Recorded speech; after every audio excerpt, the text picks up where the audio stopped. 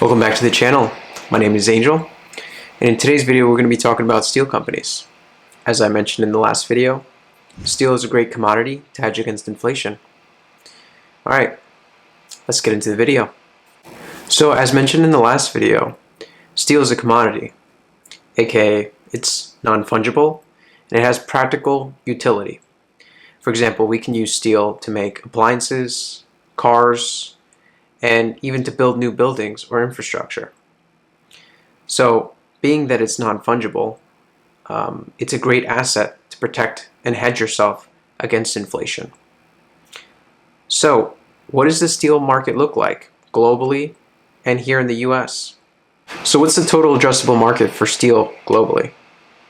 So according to most research, steel is approaching $1 trillion market size around the year 2027. What about the US steel market? How large is that?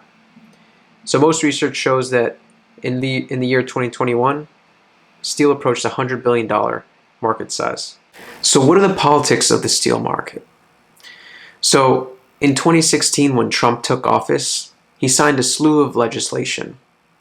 And some of that legislation included steel tax tariffs, specifically aimed at China. And that really began the trade war with China.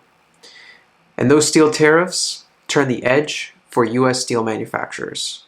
And that edge lasted all the way up until Q2 2020, during the beginnings of the global pandemic.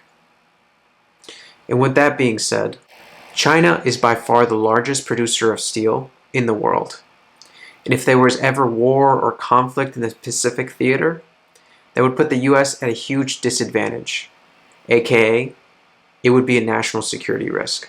So as stated earlier, the pandemic had a huge impact not only on the steel market, but also on the global market due to fear and anxiety over the pandemic.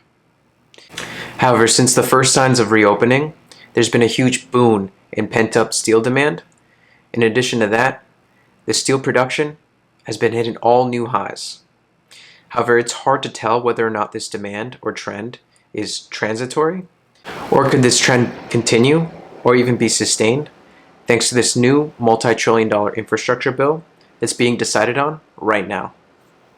So now that we've gone over the steel market, I picked 3 steel companies: Nucor, United States Steel, Cleveland-Cliffs, so that we can take a look at these companies to see if there's an investment opportunity. Spoiler alert, I think there's an investment opportunity.